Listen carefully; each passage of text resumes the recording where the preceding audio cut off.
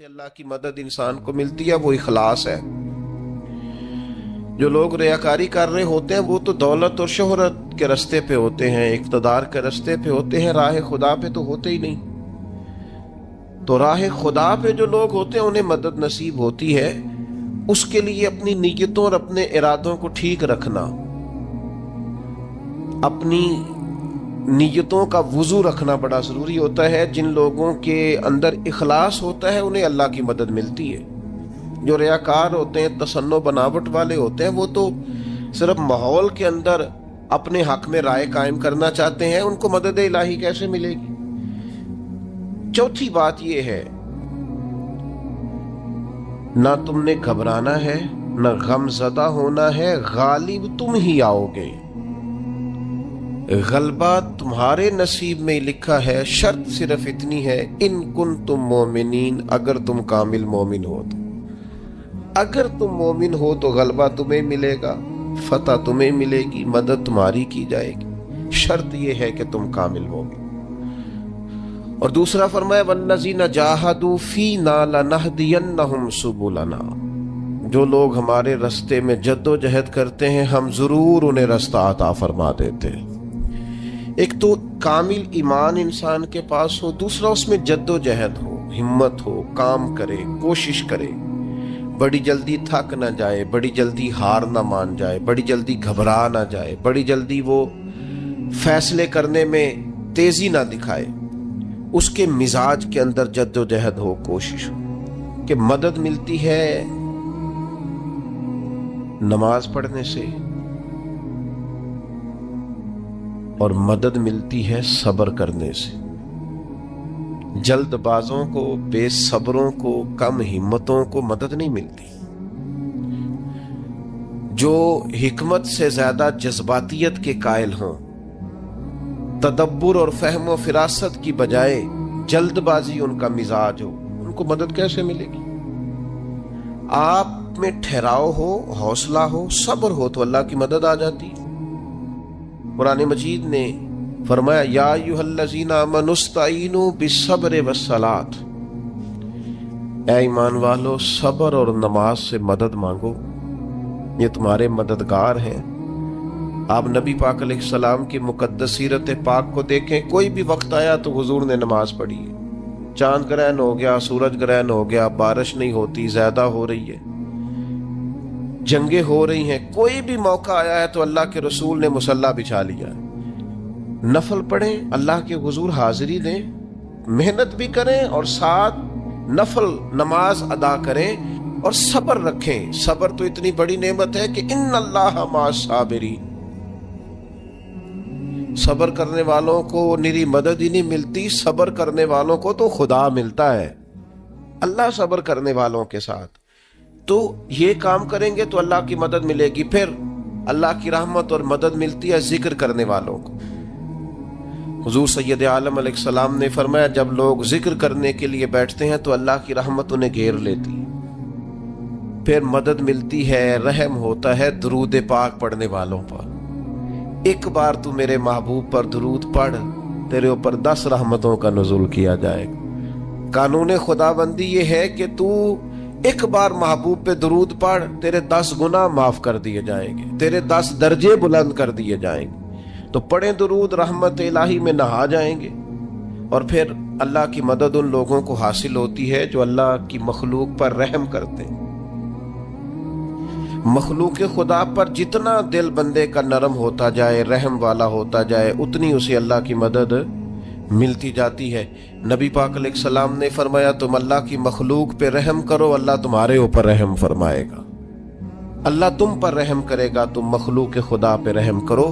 تو یہ چند چیزیں ہیں جن کی وجہ سے انسان کو اللہ کی مدد ملتی ہے، ان کو اپنایا جائے، ان کے مطابق اپنی زندگی کو ڈھالا جائے، مدد الہی نصیب ہو جائے گی۔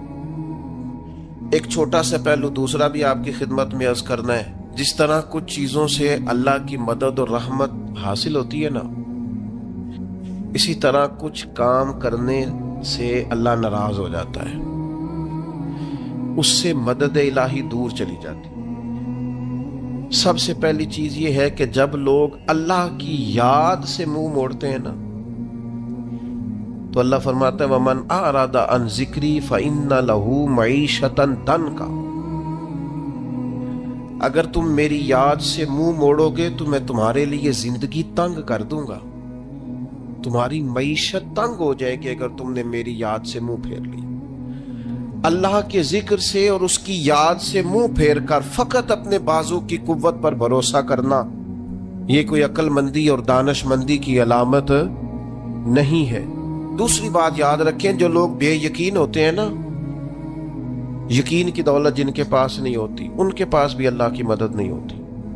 اللہ کی مدد تو یقین والے لوگوں کو ملتی ہے، جن لوگوں کا یقین مضبوط ہوتا ہے نا ان کو مدد ملتی۔ اور پھر جو مستقل ڈیوٹی کرتے ہیں، مستقل تھوڑا سا کام کرنے کے بعد جو تھک جائے، تھوڑی سی کوشش کے بعد جو پریشان ہو جائے، ان لوگوں کو اللہ کی مدد نہیں ملا کرتی۔ اللہ کی مدد ان لوگوں کو ملتی ہے جو مستقل کوئی کام کرتے ہیں، جو کوئی ڈیوٹی کرتے ہیں، جو کوئی کام سر انجام دیتے ہیں۔ اسی طرح جو لوگ مستقل کام کرتے ہیں انہیں مدد ملتی ہے، جو مستقل مزاج نہیں ہوتے انہیں اللہ کی مدد نصیب نہیں ہوتی۔ ان الذین قالوا ربنا اللہ ثم استقاموا تتنزل علیہم الملائکہ، جن لوگوں نے کہا اللہ ہمارا رب ہے پھر وہ اس پر ڈٹ گئے، یہ وہ لوگ ہیں جن کی مدد کے لیے اللہ فرشتوں کا بھی نزول فرما دیتا ہے، اللہ فرشتوں کا نزول کر دیتا ہے ان لوگوں کے۔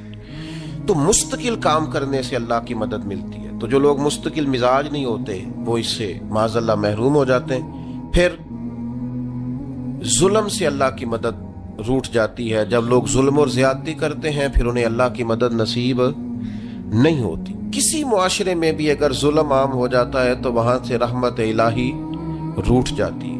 پھر اسی طریقے سے جو لوگ تسنع کرتے ہیں، ریاکاری کرتے ہیں، نبی کریم علیہ السلام نے فرمایا کہ اللہ قیامت کے دن کچھ لوگوں سے فرمائے گا ان سے جا کے اجر مانگو جنہیں دکھانے کے لیے تم نے عمل کیے تھے، میرے لیے تو کیے ہی نہیں، اللہ کی مدد روٹ گئی، ناراض ہو گئی۔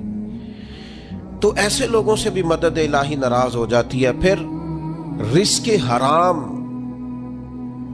کے جو لوگ عادی ہو جاتے ہیں حرام کے، میرا رب قرآن مجید میں فرماتا ہے قُلْ يَا عِبَادِيَ الَّذِينَ أَسْرَفُوا عَلَىٰ أَنفُسِهِمْ، اے محبوب فرما دو اے میرے بندو جنہوں نے اپنی جانوں پر ظلم کر لیے ہیں، جنہوں نے گناہ کیے ہیں، رب کی نافرمانی کی ہے، اپنی جان کو دوزخ کا معاذ اللہ سزاوار کر لیا ہے، جنہوں نے اپنی جانوں پہ ظلم کیے ہیں، میرے ان بندوں سے فرما دیں کیا لا تقنطوا من رحمت اللہ، ان سے فرما دیں کہ یہ اپنے اللہ کی رحمت سے نا امید نہ ہو۔ یہ تھی معافی۔ اور وہ جو میں نے کہا نا ذرا گردن جھکائے اور پھر پیشانی بھی چوم لے، بلا مثال و بلا تشبیہ آگے فرما ان اللہ یغفر الذنوب جمیعا، یہ اس ہونے والی اس موجودہ غلطی کی ہی بات نہیں، بے شک اللہ سب گناہوں کو معاف فرما دے گا۔ تو مالک یہ ایک دفعہ ہی ہوگا، یہ آج ہی رحمت آئی ہے، یہ کسی ایک مخصوص وقت، ایک مخصوص موقع یا کسی مخصوص تاریخ کے لیے ایسا ہے؟ فرمایا نہیں، انہو هو الغفور الرحیم، اللہ ہے ہی بڑا بخشنے والا اور رحمت فرمانے والا۔ یہ اس کریم کا ہمیشہ کا طریقہ ہے کہ وہ غفور بھی ہے اور وہ رحیم بھی ہے، معاف کر دیتا ہے۔ اور ان اللہ یغفر الذنوب جمیعا، بے شک اللہ سب گناہوں کو معاف فرمائے گا۔ مجھے بتائیے، ہانپتے کانپتے لرزتے سہمے ڈرتے کب کبھی وجود پہ طاری ہوئی بندے میدان محشر میں جمع ہو، اور انہیں خبر ہو کہ ڈائری تو کھل گئی، آڈیو ویڈیو تو چل گئی، پتہ تو سارا آ گیا، فرشتے دفتر اعمال لے کر پہنچ گئے، چھوٹی سی چھوٹی ذرے کے برابر بھی کوتاہی تو یہاں تک آ گئی، بندہ ڈرے کانپے اور اچانک آواز کرم آئے، ان اللہ یغفر الذنوب جمیعا، بے شک اللہ سارے گناہوں کو معاف فرمانے والا ہے۔ تو کیفیت کیا ہے، انداز کیا ہے؟ اس وقت انسان کے دل کو جو تسلی ہوتی ہے وہ تسلی کیا؟ ان اللہ یغفر الذنوب جمیعا، بے شک اللہ سب گناہوں کو بخش دیتا ہے۔ دوستو، شدید بے سکون، بے چین، مضطرب، الجھے خیالات، سخت بیمار، سخت کمزور، مالی مشکلات کا شکار لوگ، جسمانی بیماریوں سے لڑنے والے لوگ، اور رشتہ داروں اور احباب اور ان کی بے وفائیوں کا شکوہ کرنے والے لوگ، اگر ان ساری تکلیفوں سے نکلنا چاہیں تو حل ایک ہی ہے، ادھر ادھر نہ دیکھیں، اپنے رب کی رحمت کی طرف دیکھیں، اپنے کریم مالک کے کرم پر توجہ کریں، اور یہ ذہن بنائیں کہ کتنا بھی بیمار ہو، جب رب شفا دینا چاہے کوئی کتنا۔ اور پھر حضور نے ایک بات ارشاد کی، کچھ باتیں ایسی ہیں جن کو بیان کرتے ہوئے نا گہرائیاں ساری ختم ہو جاتی ہیں کہ اس سے زیادہ گہری بات کیا ہو سکتی، رعنائیاں اور رنگ سارے مان پڑ جاتے ہیں کہ اب اس میں جلوے اور کتنے بھرے جا سکتے تھے۔ ساری انسان کی سوچیں اور وسعتیں اچانک سمٹنے لگتی ہے کہ یار اتنی بڑی بات، یہ ذرا انداز دیکھیے حضور کا بیان کرنے کا۔ نبی پاک علیہ السلام فرماتے ہیں جب قیامت والے دن اللہ ان لوگوں کو اجر عطا کرے گا نا جن پر دنیا میں مشکلات آتی رہی، تو فرمایا وہ لوگ سوچیں گے کہ یہ تو مشکلات تھوڑی تھی، کاش کبھی زیادہ آ جاتی نا، کاش ہمارے وجود کینچیوں سے کاٹ دیے جاتے۔ وہ لوگ سوچیں گے، اور وہ بھی سوچیں گے جن پر مشکلات نہیں آئی تھی کہ کاش کبھی ہم بھی اس چکی سے پس کے آتے نا۔ اس سے زیادہ بھی کوئی اجر ہو سکتا ہے کہ رب کہتا ہے ان اللہ مع الصابرین، جو مصیبت پہ صبر کر دے اللہ اس کے ساتھ ہے۔ معیت الہی اس شخص کو نصیب ہو رہی، رحمت خداوندی سے کبھی نظر نہ ہٹائیں۔ آتی رہتی ہیں مشکلات، آتے رہتے ہیں دکھ، ہو جاتی ہیں غلطیاں، کمزور ہے انسان، کر بیٹھتا ہے گناہ بھی، لیکن ایک گناہ میرا ماں پیو ویکھے، ایک گناہ میرا ماں پیو ویکھے تے دیوے دیس نکالا، تے لکھ گناہ میرا مولا ویکھے تے پردے پاون والا، ڈھال دیتا ہے رحمت کا پردہ، کرم ہو جاتا ہے۔ رحمت الہی سے کبھی توجہ نہ ہٹے، اپنے دل کو ٹھنڈا رکھنے کے لیے، طبیعت کو سکون میں رکھنے کے لیے رحمت۔